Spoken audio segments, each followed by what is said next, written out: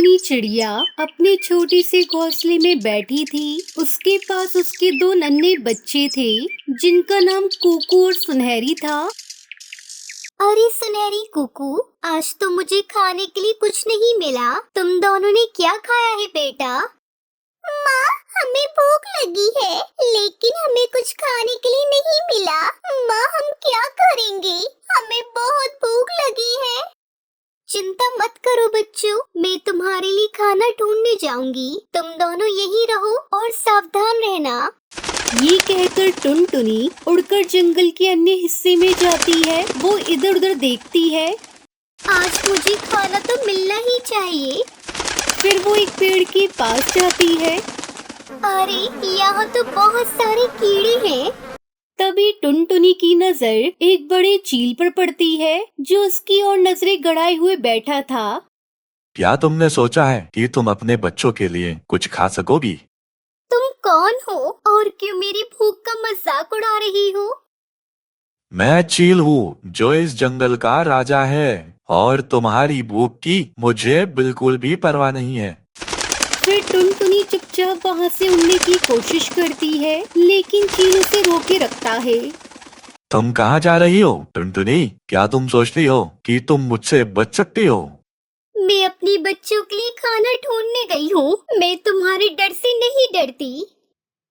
तुम बहुत छोटी और कमजोर हो। मेरा सामना करना तुम्हारे बस की बात नहीं है। टुनटुनी वापस अपने घोंसले की ओर उड़ती है। बच्चों, मुझे खाने के लिए कुछ नहीं मिला। चील ने मुझे रोक लिया था। तो अब हम क्या करेंगी माँ? हमें भूख से मर जाना होगा। टुनटुनी अपने बच्चों को समझाती है। नहीं बच्चों, हमें हार नहीं माननी चाहिए। हम मिलकर कुछ करेंगे। लेकिन माँ, हम क्या कर सकते हैं? बच्चों, हमें एक योजना बनानी होगी। अगर हम मिलकर काम करें तो वो चील हमें नहीं रोक पाएगा। फिर वो तीनों एक योजना बनाते हैं और अगले दिन टुनटुनी फिर से जंगल में जाती है लेकिन इस बार उसने योजना बनाई हुई थी। तुम फिर से क्यों आई हो? क्या तुमने कुछ खाने का सोचा है? मैं तुम्हारे पास आई हूँ क्योंकि मेरे बच्चे भूखे हैं। तुम सोचती हो कि तुम मुझसे कुछ मांग सकती हो? नहीं, मैं तुमसे कुछ नहीं मांग रही हूँ। मैं केवल तुम्हें चुनौती देने आई हूँ। चुनौती?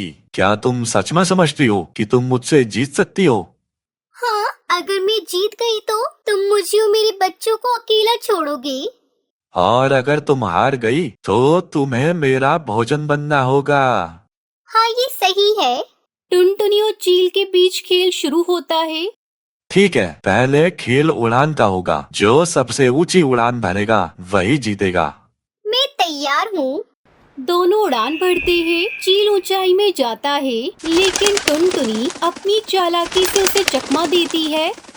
देखो चील, मैं तुमसे तेज उड़ रही हूँ। ये तो सिर्फ एक बार का जादू है। ठीक है, अब हम एक और खेल खेलेंगे। ये होगा छिपने का खेल। मैं तैयार हूँ। टुनटुनी अपने बच्चों को एक जगह छुपने के लिए कहती है। फिर चील टुनटुनी उसके बच्चों को नहीं ढूंढ पाता। देखो चील, मैं जीत गई। ये तो सिर्फ भाग्य था। नहीं, ये मेरी चतुराई थी। अब तुम हमें अकेला छोड़ दो। ठीक है, मैं हार मानता हूँ। तुम और तुम्हारे बच्चे अब सुरक्षित रहोगे।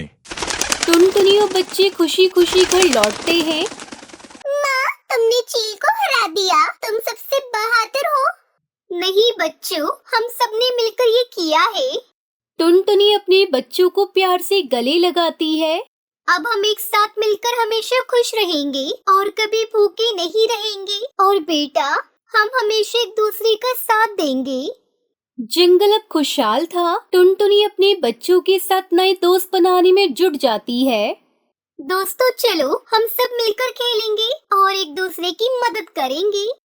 सभी जानवर और पक्षी टुनटुनी उसके बच्चों के साथ मिलकर खेलते हैं। वहीं चील अब अकेला था लेकिन उसकी सोच बदल गई थी। शायद मुझे भी बदलना चाहिए। चील धीरे धीरे अपने पुराने व्यवहार को छोड़ने का फैसला करता है। एक दिन चील टुनटुनी के पास आता है। टुनटुनी, मैं तुम्हें परेशान करने के लिए खेद व्यक्त करता हूँ। क्या तुम मुझे माफ करोगी? हाँ, अगर तुम सच में बदलना चाहते हो तो मैं तुम्हें माफ करती हूँ।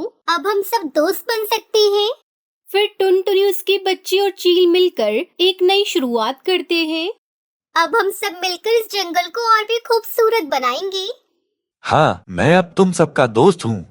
तीनों मिलकर जंगल में खुशियाँ बांटते हैं। जंगल में हर दिशा में खुशियाँ बिखर जाती हैं। टुनटुनी और उसके बच्चे अब कभी भूखे नहीं रहते और चील भी उसका नया दोस्त बन गया था। जब हम सब मिलकर काम करते हैं तो कोई भी भूखा नहीं रहता। हाँ माँ, हम सब दोस्त हैं। सभी खुशी से झूमते हैं और खुशी खुशी रहने लगते हैं।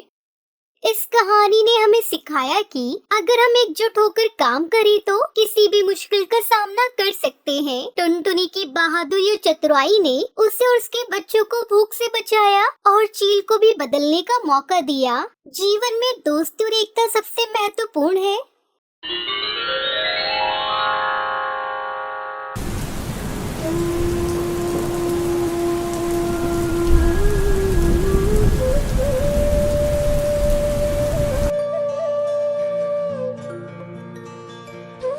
बेटा कालू, अब तू बड़ा हो गया है तो मैं चाहती हूँ कि तू शादी कर ले और तेरी शादी करने के बाद घर में बहू आएगी, घर में बच्चे होंगे तो घर में और भी मन लगेगा। मेरा बहुत मन करता है कि मैं तेरे बेटे को अपनी गोद में खिलाऊं। अरे दादी माँ, शादी वादी में कुछ नहीं रखा है। आज मैं शादी करके आ भी जाऊँ तो तुम खुद ही कुछ दिनों में बहू से परेशान हो जाओगी और उसे तरह तरह के ताने दिया करोगी।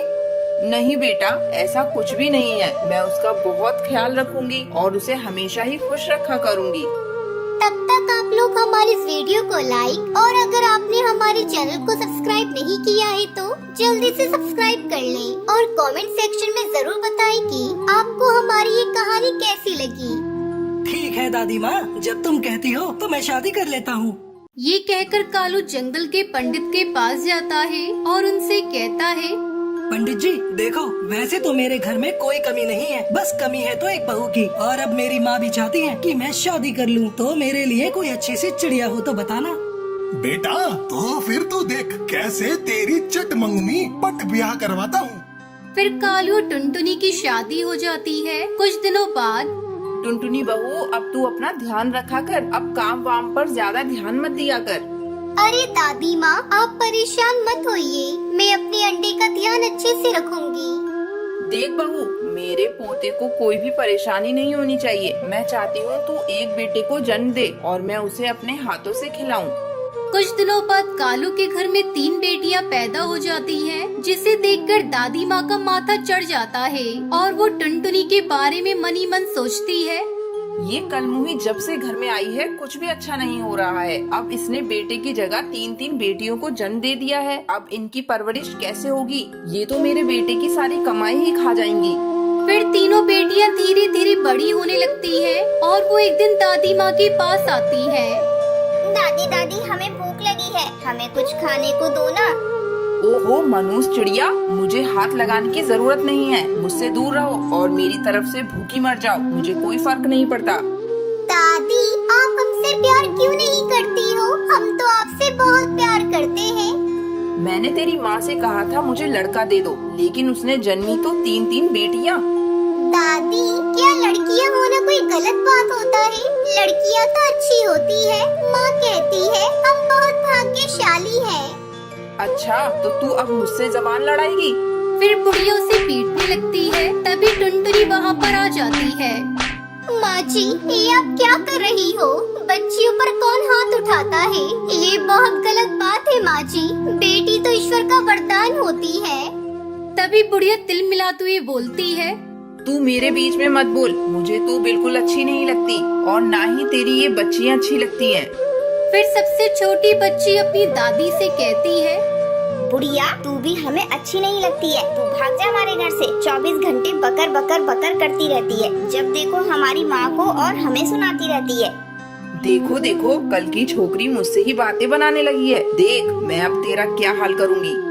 फिर अगली सुबह बाहर बहुत तेज बारिश हो रही होती है। सुंदरी दादी के दिमाग में एक तरकीब आती है और वो छोटी बच्ची जो कि सोई हुई होती है उसके पास जाती है फिर सुंदरी उसे उठाकर एक छोटे से कपड़े में बांध देती है और तेज बारिश में उसे बाहर छोड़कर आ जाती है। पर सुनहरी की भी आँख खुल जाती है और वो अपनी दादी को ऐसा करते हुए देख लेती है। दूसरी तरफ टुनटुनी माँ को अपनी बेटी का आभास हो जाता है। अरे छोटी कहाँ गई? इतनी जल्दी तो उठती नहीं है। हो सकता है बाहर खेलने गई हो। ये कहकर टुनटुनी घर के बाहर देखती है। बाहर बहुत तेज बारिश हो रही होती है। हे भगवान, ये रातों रात इतनी बारिश कैसे हो गई? ये अचानक से क्या हो गया? मुझे अपनी बेटी को बचाना होगा। फिर टुनटुनी छोटी को ढूंढती हुई घर के बाहर जाती है। छोटी, ओ छोटी, तू कहाँ है बेटा? छोटी इधर आ। टुनटुनी को जंगल की नहर के पास उसे पेड़ के नीचे अपनी तौलिया का कपड़ा दिखाई देता है। अरे ये तो मेरी तौलिया है। अचानक से यहाँ पेड़ के पास कैसे आ गई? ये सब कैसे हुआ? तभी सुनहरी अपनी माँ के पास आती है और वो अपनी माँ को सब बता देती है।